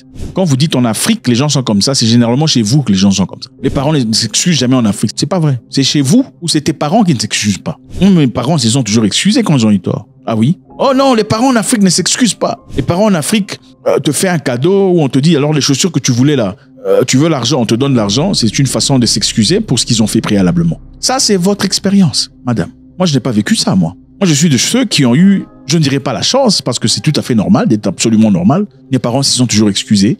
Désolé pour l'autre fois, je n'aurais pas dû te crier dessus. Ça fait du bien, avoir ça. Voilà pourquoi on a un sens de stabilité quand on a ça. On sait aussi comment s'excuser. Et c'est la raison pour laquelle beaucoup de gens, dans vos communautés, il faut le dire, parce que ce n'est pas identique, ne savent pas comment s'excuser, disant « je suis désolé ». Comment vous faites généralement? La plupart des gens vont carrément, comme leurs parents, faire le gentil. « Ah, salut, comment ça va ?» tout ça. Ça me dérange de voir une personne dans le passé penser négativement de vous, et après avoir eu des informations et compris qu'elle avait totalement tort, ne viennent pas s'excuser ouvertement, mais viennent simplement gentiment dire « Ok, comment ça va ?» tout ça, j'étais toujours apprécié. Sans avoir le courage de dire « Écoute, je t'avais jugé trop vite, je ne te connaissais pas. Après t'avoir découvert, je comprends et je réalise que tu es en effet tout le contraire de ce que je pensais toi. S'il te plaît, excuse-moi. » Les gens sont incapables de faire ça. Et c'est à cause de ce qu'ils ont vécu dans leur jeunesse, avec leurs parents qui ne sont jamais excusés. C'est la même chose avec quand on ne te dit pas « je t'aime ». On t'a jamais dit « je t'aime » dans la vie. Jamais tes parents t'ont dit « je t'aime ». Le premier « je t'aime » que tu as entendu, c'est venu d'un garçon qui voulait entrer dans tes tripes. Et ça te perturbe, ça devient difficile pour tu n'as jamais reçu de compliment de ta famille. Jamais on t'a dit que tu étais beau, tu étais belle. Quand tu deviens grand, ça devient difficile pour toi de dire à quelqu'un « Madame, vous êtes bien habillée ». Voilà pourquoi vous verrez dans de telles communautés, les gens souvent diront « Pourquoi tu es en train de lécher les pieds de ce... » Ouais, c'est ça, tu es un lèche-cul. Pourquoi? Parce que dans son environnement, là où il a grandi, on ne sait pas dire pardon, on ne sait pas faire des compliments, parce que faire des compliments, c'est essentiellement dans l'objectif de gagner quelque chose. Donc si toi tu apprécies le travail d'une personne ouvertement, si d'une façon claire et nette, sans intérêt, tu démontres une appréciation évidente à l'égard de la beauté, de l'intelligence, des capacités d'une personne, on te dit quoi? Il est en train de lécher les culs de quelqu'un. C'est une instabilité mentale. Alors, la question qu'on se pose ici, celle-ci. Si vous avez quelqu'un, on parlait du féticheur au départ, on a été dérouté un tout petit peu. Pourquoi les gens vont voir le féticheur pendant que le féticheur lui-même n'a pas beaucoup d'argent? Pourquoi les gens vont voir un féticheur qui clairement vit dans des conditions très modestes pour l'argent, ok? Pour la réussite? Le féticheur ne peut pas faire le fétiche pour lui-même. La justification, généralement, c'est quoi? C'est parce que le féticheur n'est pas censé faire ça. Il est là pour vous aider. Mais en fin de compte, le féticheur, il demande quoi? Pourquoi il ne demande pas des poissons? Il demande de l'argent. Pourquoi demande-t-il de l'argent? Parce que si vraiment ce qu'il faisait, c'était parce que les esprits ne veulent pas qu'ils soient en possession d'argent, alors dans ce cas, il ne devrait pas demander de l'argent. Il devrait demander des poissons, des moineaux en récompense pour le travail qu'il fait. Est-ce normal de partir chez quelqu'un qui est en difficulté financière dans l'espoir qu'il améliore votre situation? C'est absolument absurde. La police camerounaise a libéré jeudi 13 Malgaches et des Congolais, pas tout à fait sûr de quels Congolais il s'agit, retenus en otage depuis des mois par des trafiquants. Il s'agit du premier cas de ce type impliquant des ressortissants étrangers pris au piège. 13 ressortissants malgaches et congolais, libérés par la police camerounaise. On va essayer de voir un peu ce que ça veut dire. Les policiers à Yaoundé, la capitale, ont également arrêté 3 suspects accusés d'avoir attiré des personnes au Cameroun en leur faisant miroiter des emplois lucratifs dans des domaines d'ingénierie, de la finance, de la santé et beaucoup d'autres choses. Donc, les victimes ici ensuite ont reçu l'ordre d'appeler leur famille à Madagascar et en République démocratique du Congo, il s'agit, pour les supplier d'envoyer de l'argent aux fraudeurs dans l'objectif de les libérer. Ok? Donc, des Malgaches et des Congolais de la RDC, République démocratique du Congo, le Zaïre, partent au Cameroun, où ils ont été manifestement sujets d'une manipulation. On leur a proposé des opportunités d'emploi dans l'ingénierie, dans la santé, dans la culture et beaucoup d'autres choses. Et arrivés au Cameroun, ils ont été pris au piège par des trafiquants, bloqués dans une maison où ils sont restés pendant beaucoup de jours. Et ensuite, on leur a demandé d'appeler leurs membres de famille pour envoyer de l'argent dans l'objectif de se faire libérer. C'est quel genre d'imbécilité? Je me pose la question de savoir. Vous êtes malgache et vous trouvez une opportunité de vie, d'argent, d'exploit, de santé, d'ingénierie au Cameroun. Vous avez quel genre de cerveau? Vous êtes malgache en difficulté et vous allez chercher une vie améliorée au Cameroun. Pendant qu'il y a des millions de Camerounais qui fuient le Cameroun. Des millions, c'est exagéré. Il y a beaucoup de jeunes Camerounais qui vont chercher la vie ailleurs. Beaucoup sont coincés quelque part au Maroc, quelquefois à Tunis, dans des conditions les plus arides. Je répète, tu es malgache et congolais démocratique, le pays de Lumumba, où il y a l'or, le diamant, le lithium, le manganèse, l'uranium et j'en passe. vous quittez votre pays, le Madagascar ou la RDC, pour aller au Cameroun, chercher des opportunités qui ne sont pas disponibles aux Camerounais. Il y a combien de jeunes Camerounais qui vivent dans la misère, dans la peur, dans la trière, dans la galère, parce qu'ils sont même incapables de s'exprimer face à la police. La police tape même les avocats ne sont pas protégés par la police. Les avocats au Cameroun ne sont pas protégés par la loi. Mais toi, tu signes un bout de papier, tu prends tes clics et tes claques, tu vas au Cameroun pour aller chercher une opportunité de vie. Tu es né avec un cerveau ou un demi-cerveau. Alors, ces personnes disent, ils ne nous ont donné ni à boire ni à manger. Nous étions tout le temps à la maison parce qu'ils ne voulaient pas que nous sortions. Et ils disent encore que des jeunes filles auraient très probablement été victimes d'exploitation sexuelle. Et comment les trafiquants ont été arrêtés? Ils ont été arrêtés, évidemment, après qu'un otage a réussi à contacter les proches qui ont alerté la police. Au moins, la police fonctionne. Okay, au Cameroun, au moins, la police fonctionne. C'est vrai qu'on peut dire n'importe quoi, hein, mais la police va fonctionner. Sur toi, que tu dises du bien ou du mal, ça va fonctionner sur toi. Hein, parce que quand tu fais des bêtises, on va te chicoter correctement. Et c'est comme ça. Je pense que M. Biya a compris la stratégie qu'il faut pour un certain type de personnes. Vous savez, il y a des gens avec qui on ne discute pas. Parce que la discussion, c'est leur lieu d'opération. Ils vont t'insulter, ils vont insulter les jambes de ta mère, ils vont insulter. Mais face à face, c'est des poltrons. C'est des gens qui... Moi, je me souviens une fois, enfin, même moi, j'ai été sujet à certaines histoires avec certaines personnes qui racontent beaucoup d'histoires sur Internet. Mais quand ils te voient face à face, ils pointent, regarde, ils disent, c'est des géants, hein. Ils disent, regarde, c'est lui. Quand tu regardes, ils font ça. Mais ils sont à 7 personnes, c'est lui. Mais quand tu regardes, ils font ça. Tu te poses la question de savoir, mais ces gens, j'aurais espéré que quelqu'un ait eu du courage pour me dire, mais monsieur, c'est vous. Ah, ça fait au moins plaisir de vous voir, pour faire moi, au moins voir que je suis présent. Parce que c'est ce que moi je ferais. Si je dis du mal de toi sur Internet, quand je te verrai face à face, je te le ferai savoir. Je pense que Internet, c'est simplement un moyen de transmettre le message. Donc la police camerounaise est très efficiente. Parce que vous remarquez, les Camerounais sont très forts quand il faut insulter un Ivoirien. Là, ils viennent en bagarre. Tout ça, vraiment ta mère. Lola de ta mère, c'est ça. Voilà. C'est toujours ta mère. Le truc là de ta mère, c'est toujours... C'est pourquoi M. Biya est très important. Il a fait un travail colossal en ce qui concerne l'éducation de la nation. En tout cas, bon, l'éducation de l'école, c'est autre chose. Mais je parle de l'éducation en ce qui concerne les chicottes. Voilà. Malheureusement, quelquefois, même les avocats sont sujets à ces histoires. J'ai subi tout ceci simplement parce que j'ai refusé ou je me suis opposé à ce qu'on puisse utiliser une convocation comme mandat d'amener. Parce qu'on voulait amener ma cliente avec une convocation. Alors quand je les ai dit non, j'ai expliqué à ma cliente qu'une convocation, elle pouvait juste recevoir et on allait répondre. Ça fait partie du problème. Mais je pense que si on accorde à M. Biya un peu plus de temps, parce que le Cameroun est merveilleux, n'est-ce pas? Les Cameroun, c'est un endroit super merveilleux. Les Camerounais, quand ils voyagent, ils vont ailleurs, ils vous disent que le Cameroun est merveilleux. Non, c'est le continent. M. Biya fait un excellent travail, il faut le saluer, de chicoter les gens qui sont très impolis. Il faut les chicoter fort. Il faut les chicoter. Et s'ils ne sont pas contents, qu'ils partent en France. Je pense que c'est ça. Il faut accorder à M. Biya un peu plus de temps pour qu'il améliore le pays. C'est vrai que regardez les rues, hein, les routes sont en lambeaux, hein, regardez ça. Ça, c'est horrible. Mais ce n'est pas le problème de M. Biya. M. Biya a construit des routes. Ce n'est pas de sa faute si vous détruisez les routes comme ça. Regardez-moi cette route. La boue, c'est pas possible. C'est quelle façon de vivre comme ça. Et puis les Malgaches voient ça à la télévision, ils vont au Cameroun chercher des opportunités. Bon, c'est vrai que M. Biya fait un travail énorme. Okay? Il a bossé dur, il a sacrifié 42 ans de sa vie pour améliorer ce pays. Mais ce n'est pas de sa faute si vous impliquez l'inégalité, les fraudes, le mensonge, c'est pas la faute. M. Biya, c'est pas le policier international, il va pas arranger tout ça. Mais pour un Malgache qui vit au Madagascar et un Congolais zaïrois, prennent ses clics et ses claques et partent au Cameroun pour aller chercher une opportunité, ça me dépasse. C'est soit ce sont les Congolais illettrés, okay, ou un Congolais vraiment pas très intelligent, ce sont des deux pays complètement en lambeaux, mais l'un plus en lambeaux que l'autre. Bref, c'est pour dire, parce qu'il n'y a pas très longtemps, 6 jeunes femmes malgaches ont été prises au piège aussi dans la même histoire.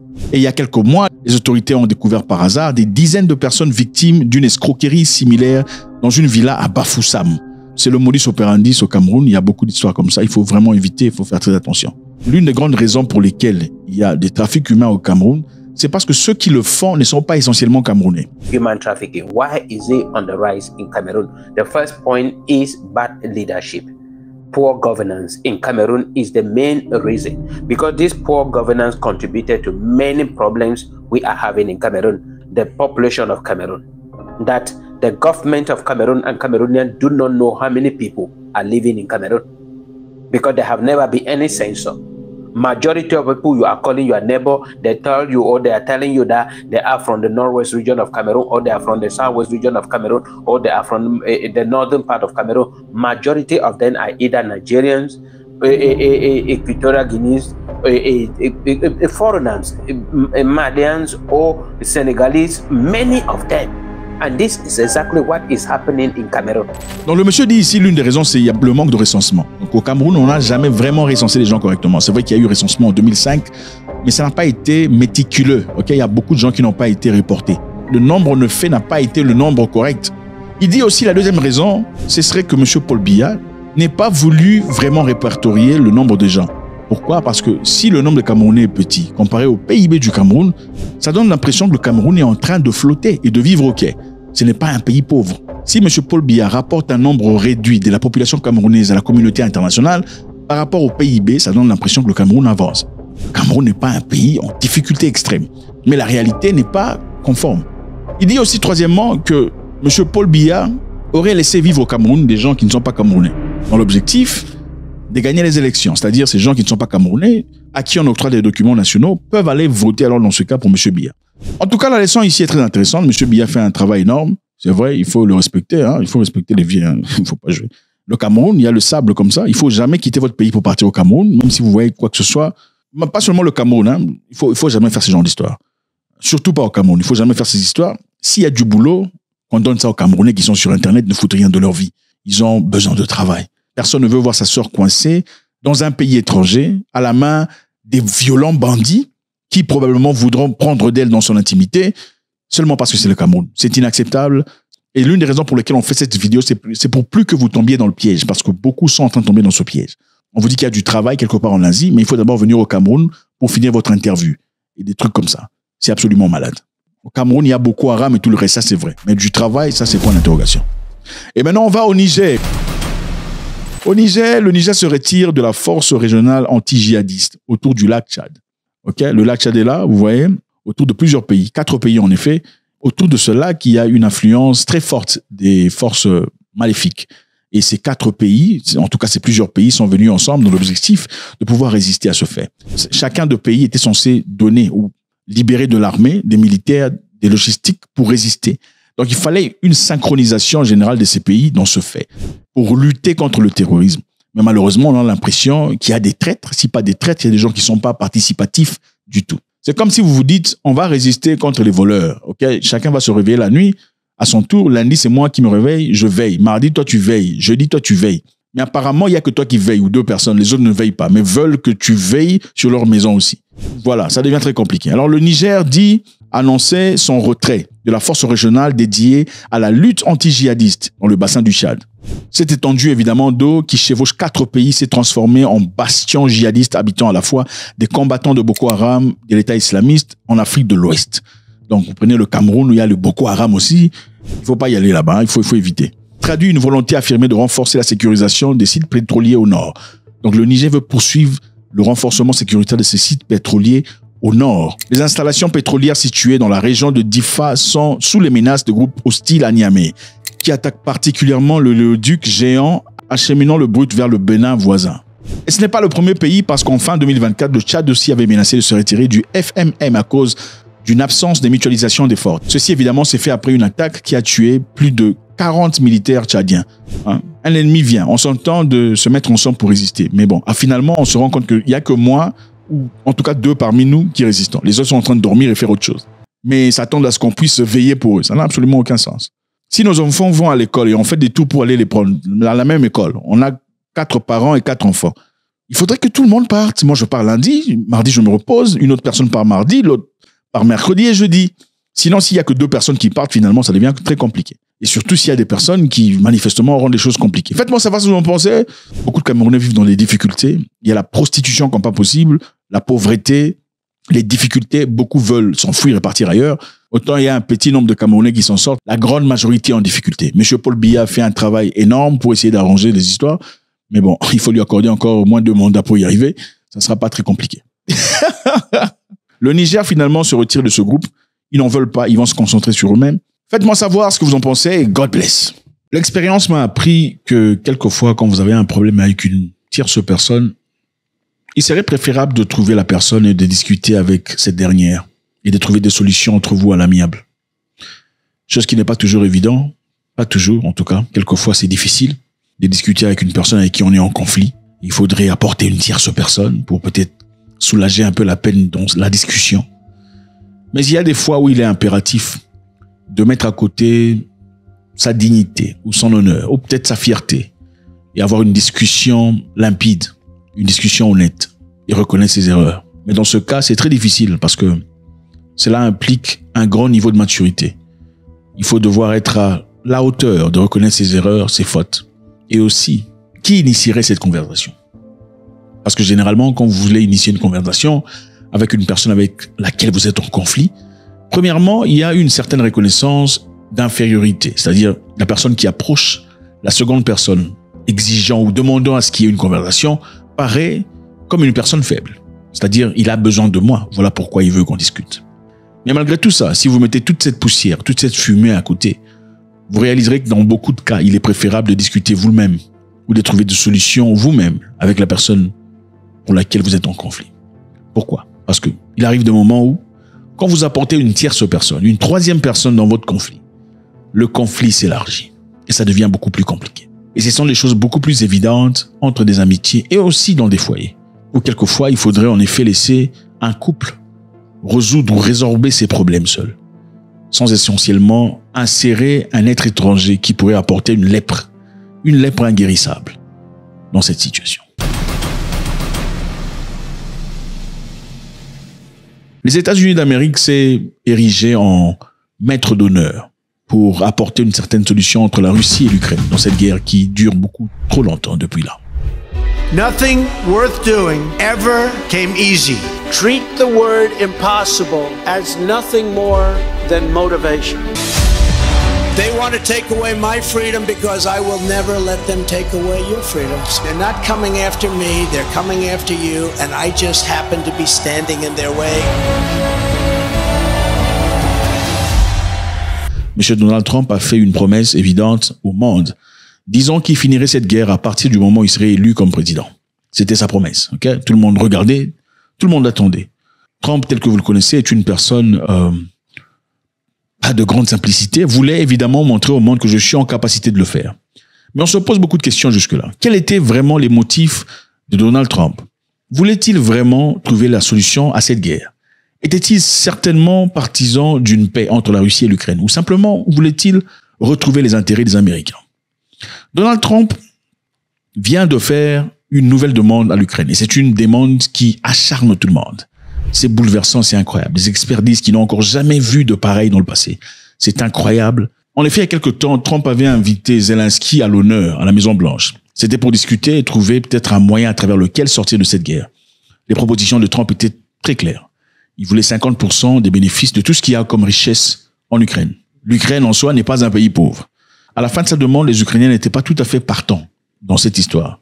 Mais ensuite, après beaucoup de pression, ils voulaient une certaine assurance. C'est-à-dire, ils voulaient que les États-Unis disent « Nous signons le deal ». Mais si quelque chose arrivait, c'est-à-dire si la Russie attaquait encore une fois, comment les États-Unis réagiraient-ils dans cette occasion? Les Ukrainiens voulaient savoir. Vous voulez signer un deal de 50%, 50% pour ce qui nous appartient. C'est-à-dire notre pétrole, notre gaz, notre uranium, notre lithium et tout le reste. Quelles sont les assurances que nous recevons de vous? Monsieur Trump, comme un master, à chaque opportunité s'est évadé. Il n'a pas donné de réponse directe. Sa réponse était, bon, écoutez, la Russie n'attaquera pas. On lui a encore reposé la question de savoir, mais au cas où la Russie attaquait de nouveau, pendant que nous signions ce deal, comment est-ce que les États-Unis d'Amérique réagiraient? Monsieur Trump, encore une fois, disait que la Russie n'attaquerait pas. Finalement, après avoir mis beaucoup de pression sur Zelensky, comme vous avez vu, après avoir quitté la Maison-Blanche pour l'Europe, il est ensuite revenu à ses boutons. Pourquoi? Parce que les États-Unis avaient coupé toute coopération avec l'Ukraine. Sur le plan militaire, on n'envoyait plus de l'aide. Et ensuite, les États-Unis d'Amérique, à travers la CIA, avaient arrêté de partager les informations importantes de renseignement avec les Ukrainiens. Je vous rappelle que la CIA a un système de détection Early Detection pour dire, à chaque fois qu'il y a une attaque, par exemple, venant de la Russie, des missiles qui sont tirés, le système de Early Detection peut vous signaler immédiatement qu'il y a des missiles qui ont été frappés. Et ce système peut estimer la destination de ces missiles et les cibles. Ceci vous donne évidemment l'opportunité de pouvoir vous préparer, savoir comment contrer ces missiles ou carrément vous déplacer. Alors, quand la CIA a dit on ne va plus partager ces histoires, les Ukrainiens dans le champ de bataille étaient devenus comme un borgne, si pas un aveugle. Alors, très vite, M. Zelensky est rentré aux États-Unis disant nous sommes prêts à signer. nous voulons signer cet accord de 50%, 50%. President Zelensky sent a letter to the president. I think the president thought that it was a really good, positive first step. And from that, we're now in discussions to coordinate a meeting with the Ukrainians in Riyadh or even potentially Jeddah. So the city's moving around a little bit, but it will be Saudi Arabia. And I think the idea is to get down a framework for a peace agreement and an initial ceasefire as well. Absolument absurde, n'est-ce pas, pour beaucoup de personnes qui ne sont pas en guerre, ok? Quand on n'est pas en guerre, on peut facilement dire pourquoi signer 50% de tout ce qu'on a comme richesse. C'est complètement absurde.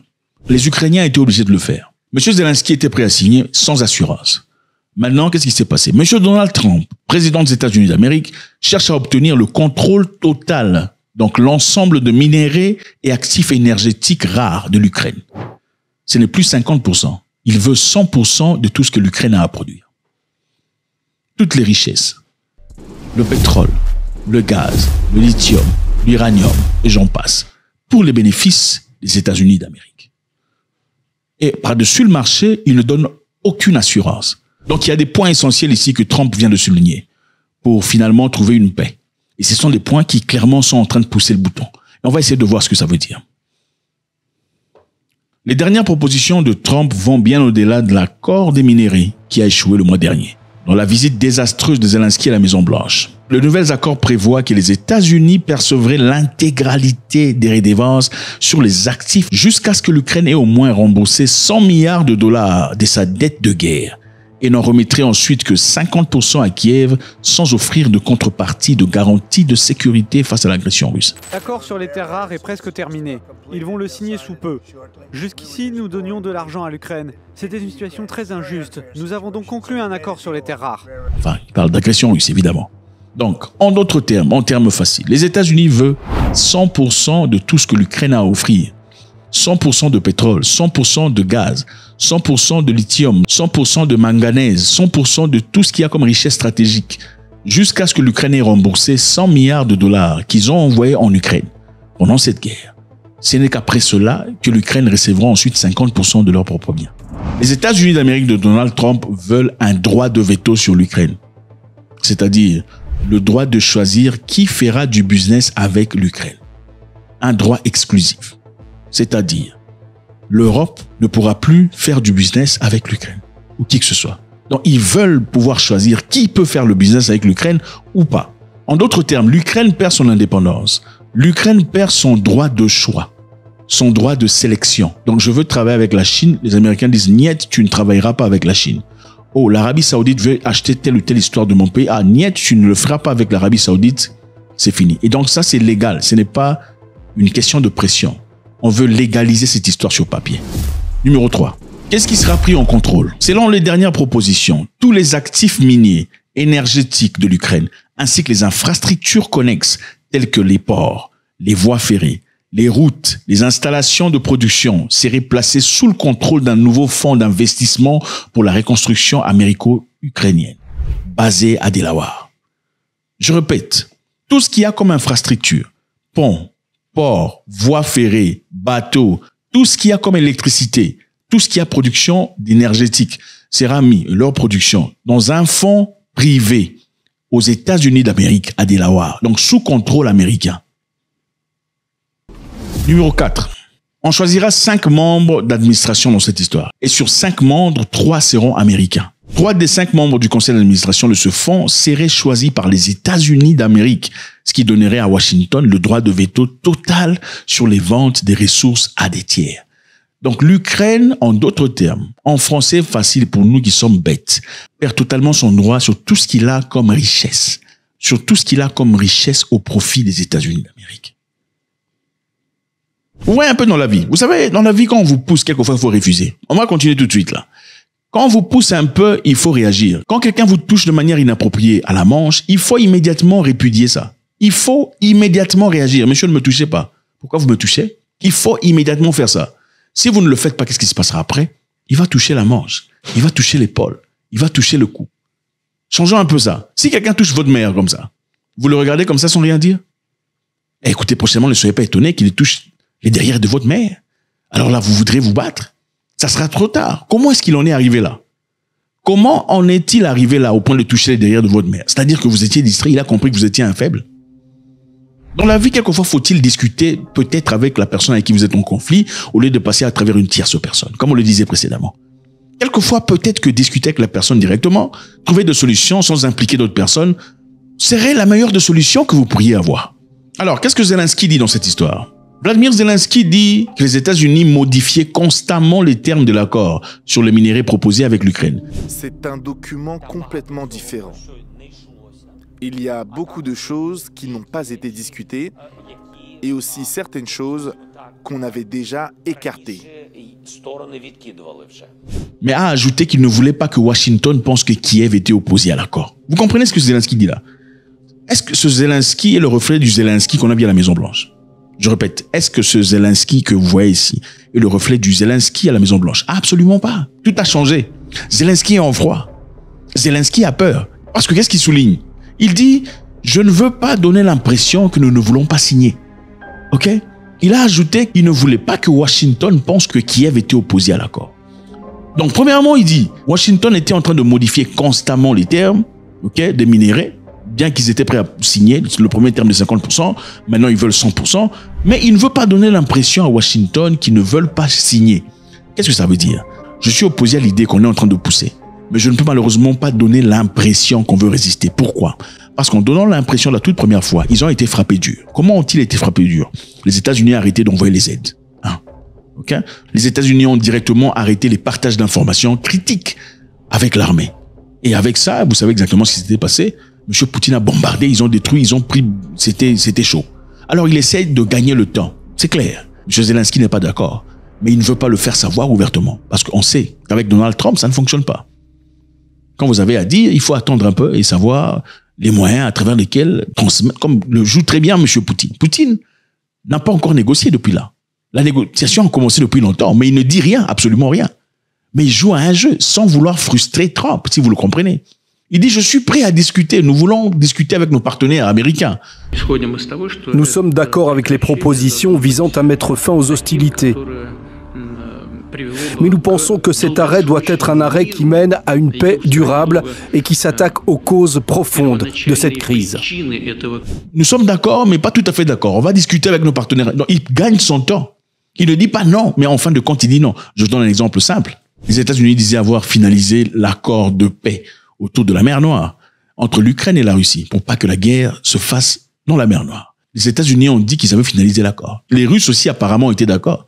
Mais en fin de compte, après qu'ils aient eu accord de cesser le feu dans la mer Noire, les Russes ont dit on ne pourra accepter un cessez-le-feu dans la mer Noire seulement à quelques conditions.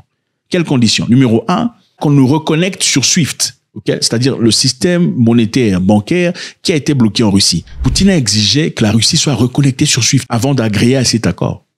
Vous voyez un peu, il avait accepté, ou presque accepté, sans vraiment le dire. Ensuite, il dit non, pas du tout. Donc, il gagne son temps. Maintenant, la balle, c'est vers l'Ukraine. Qu'est-ce qui est en train de se passer ici? On se pose la question. Monsieur Vladimir Poutine a aussi dit quelque chose de très chaud. Qu'est-ce qu'il a dit? Il a dit qu'il faudrait qu'il y ait un gouvernement temporaire. En d'autres termes, une gérance temporaire de l'Ukraine par la communauté internationale. C'est-à-dire, en d'autres termes, que monsieur Zelensky doit quitter le pouvoir et son gouvernement. Et que le pays, c'est-à-dire l'Ukraine, doit être géré par une commission internationale temporaire neutre pendant un temps pour que les accords qui sont signés soient vraiment respectés et que les choses procèdent.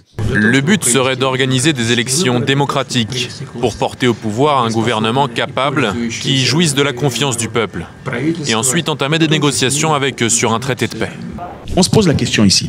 Une question très claire, évidente. La première est celle-ci. Est-ce que M. Trump est honnête dans ce qu'il fait? Est-il en train de le faire pour l'intérêt des Ukrainiens? Vraiment? Point d'interrogation. Est-ce que M. Poutine a vraiment envie d'arrêter la guerre telle qu'elle est aujourd'hui? Ou ses intentions sont celles d'aller jusqu'à la fin et d'aboutir à ses objectifs? Et la troisième question est celle-ci. Entre les deux, y a-t-il vraiment quelqu'un qui est pour l'Ukraine? Ou bien l'Ukraine est en effet l'ennemi? Ou a des ennemis partout sans le réaliser? En gardant l'exclusivité et le droit de veto sur le commerce ukrainien. En d'autres termes, on est en train de séparer l'Ukraine de l'Europe pour toujours. Disons que l'Europe ne bénéficierait jamais des biens que porte l'Ukraine. Je vous rappelle que l'Ukraine est très riche. C'est l'une des raisons pour lesquelles ils avaient refusé de signer le contrat dès le départ.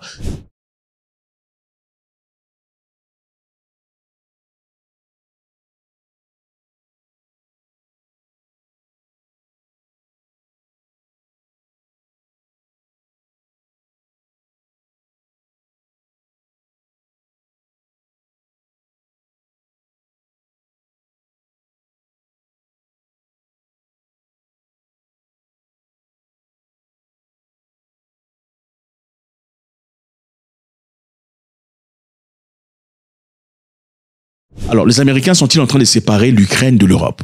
Secondo, Vladimir Poutine est-il en train de malicieusement créer une animosité entre les États-Unis et l'Europe? Comment ça? Parce qu'en demandant d'être réinclus dans SWIFT, il est évident qu'il est impossible d'être réinclus dans SWIFT sans l'accord des Européens. Parce que les Européens jouent un rôle très important dans l'existence de SWIFT. Les Américains ne peuvent pas le faire seuls. Donc, si Poutine dit « je veux être réinclus dans SWIFT », pendant que les Européens et les Américains sont en froid, est-il en train de pousser Trump à dire aux Européens « remettez-lui dans SWIFT pour trouver la paix », en cela créant des frictions inévitables? Faites-moi savoir ce que vous en pensez. C'est toujours avec beaucoup de plaisir.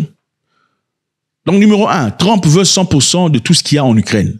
Okay? Ils veulent le contrôle de tout ce qu'il y a comme voie ferrée, comme minéraux, comme bateaux, comme ports, comme électricité, comme énergie.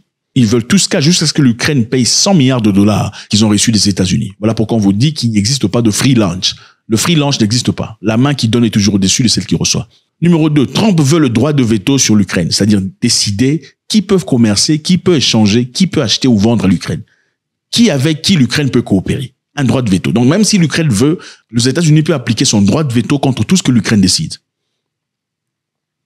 Les États-Unis d'Amérique veulent ouvrir un compte avec une commission de 5 personnes. Avec les 3 personnes seront américains et ce compte, ce fonds qui aura de l'argent issu de l'Ukraine pour objectif d'être reconstruit sera placé à Delaware aux États-Unis d'Amérique. Vladimir Poutine veut la fin de Zelensky. Il veut pas de Zelensky au pouvoir, mais une commission internationale pour gérer le pays temporairement jusqu'à ce que les accords soient signés et respectés comme ils se doivent. Est-il en ce moment peut-être plus important pour l'Ukraine de trouver une solution directe avec Poutine au lieu de passer par Trump? Les gens disent que tout se paye ici-bas. Est-ce que vous le pensez vraiment? Ou bien tout se paye ici-bas et c'est juste un serment qu'on raconte pour pas que vous fassiez du mal. Imaginez-vous qu'il n'existait pas d'enfer. Je sais que c'est difficile, alors imaginez, n'est-ce pas? Là, ça vous dérange. Comment tu peux dire ça? Imaginez-vous qu'il n'existait pas d'enfer. Imaginez-vous. Qu'est-ce qui se passerait? Que l'enfer n'existait pas. C'est-à-dire, vous pouvez faire tout ce que vous voulez, vous pouvez avoir 20, 50 femmes, vous pouvez changer, enfin, tout le bazar, prendre la maison du voisin, sa voiture, tout le bazar, et rien ne pourrait vous arriver. Vous savez ce qui se passerait? En effet, si l'enfer n'existait pas, beaucoup de personnes qui prient, en effet, ne prieront pas. Okay? Beaucoup de personnes arrêteraient carrément. Parce que la vérité est que prière aujourd'hui à l'église, c'est parce qu'ils ont peur de l'enfer. C'est vrai. Beaucoup ont peur de mourir parce qu'il y a des gens qui vous font des commentaires, à quoi ça sert de vivre tout le monde, personne un peu. C'est parce qu'ils ont peur de l'enfer. Donc la raison pour laquelle ils se comportent correctement ou avec normalité, c'est parce qu'ils ont peur de l'enfer. Pas de police, pas d'agent de sécurité, faites ce que vous avez envie de faire. Vous savez ce qui se passerait dans vos pays? Ah ben écoutez, ça serait catastrophique. Okay? Les hommes forts prendraient les maisons des hommes faibles. Parce qu'il n'y a pas de police, évidemment. Ça serait un peu le genre, une histoire de zombies dans les cinémas. Ouais, c'est l'homme, la loi du plus fort. C'est exactement ça qui se passerait. La raison pour laquelle beaucoup de gens se comportent correctement, c'est parce que, est-ce que tout se paye ici-bas vraiment? Ou bien c'est une façon, comme pour la prière, comme pour la police, d'atténuer les esprits pour vous dire, écoutez, calmez-vous, ne faites pas tout ça parce que tout se paye ici-bas. Point d'interrogation.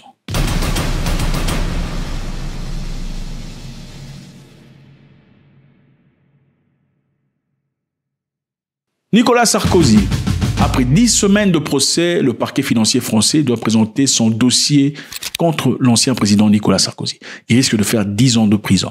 Okay. C'est co-accusé aussi, donc 3 anciens ministres à partir de mardi après-midi. Sarkozy, 70 ans, est accusé d'avoir conclu un pacte de corruption avec le dirigeant libyen Mohamed Kadhafi en fin 2005 pour financer sa campagne présidentielle victorieuse en 2007. L'histoire est évidente, on la connaît. Les allégations que M. Sarkozy a démenties, compris témoignage de Salif al-Islam Kadhafi, fils de Mohamed Kadhafi, affirme avoir subi des pressions de la part des intermédiaires de Sarkozy pour modifier son témoignage concernant le financement libyen présumé de la campagne 2007. Tout d'abord, il faut que Sarkozy rende l'argent qu'il a accepté de la Libye pour financer sa campagne électorale. C'est nous qui avons financé sa campagne et nous en avons la preuve. Nous sommes prêts à tout révéler. La première chose que l'on demande à ce clown, c'est de rendre l'argent au peuple libyen. Nous lui avons accordé une aide afin qu'il œuvre pour le peuple libyen, mais il nous a déçus. Nous avons tous les détails, les comptes bancaires, les documents, les opérations de transfert. Nous révélerons tout prochainement.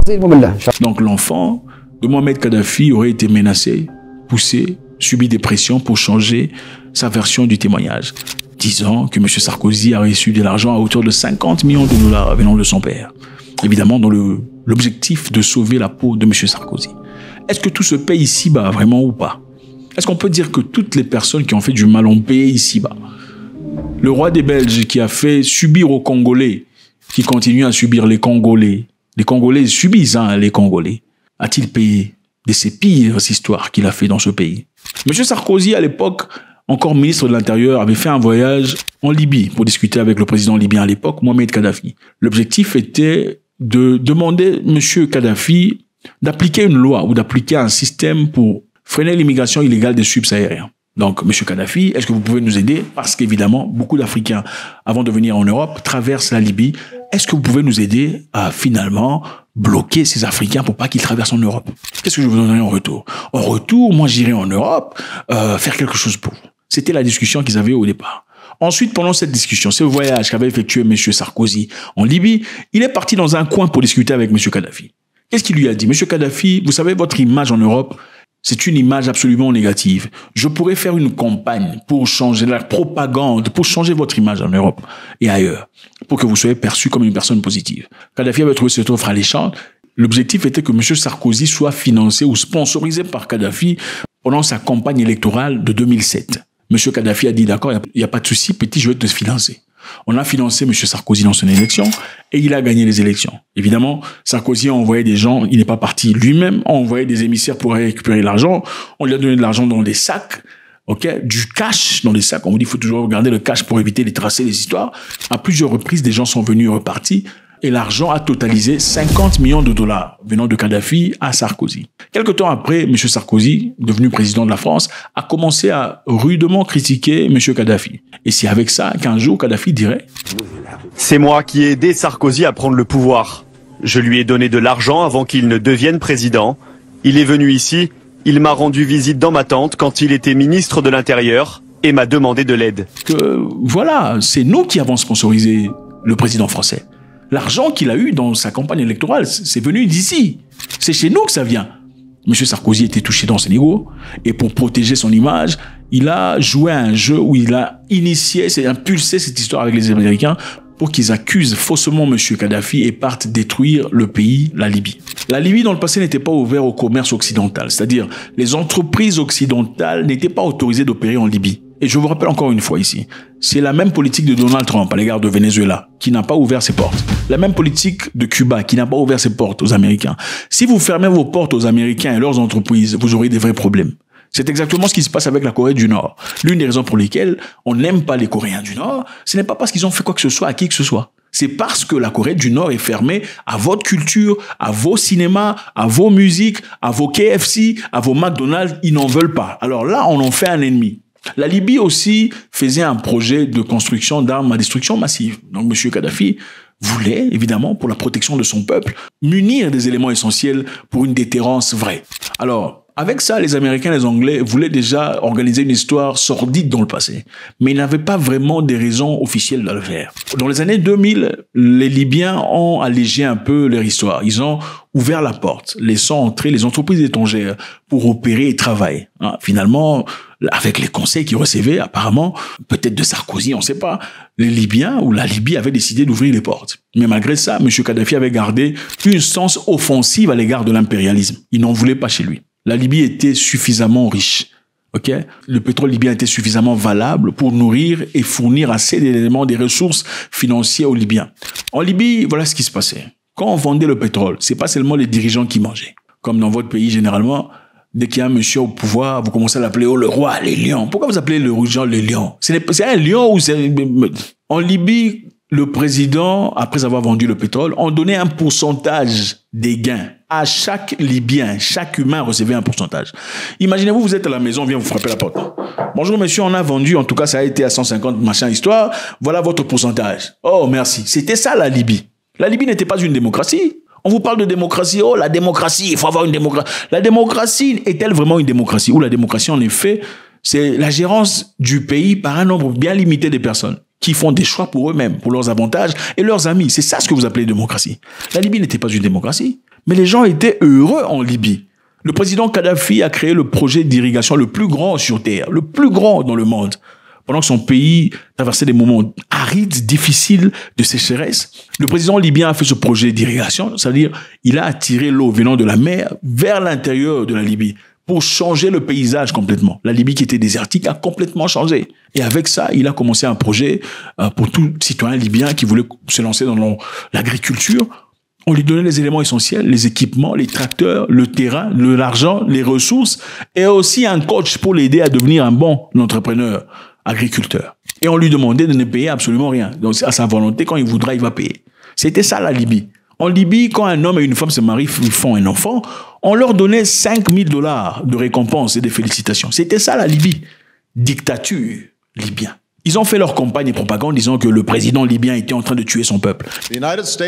En tout juste un mois, les États-Unis et leurs partenaires internationaux ont mobilisé une large coalition, obtenu un mandat international pour protéger les civils, arrêté une armée en marche, empêché un massacre, établi une zone d'exclusion aérienne.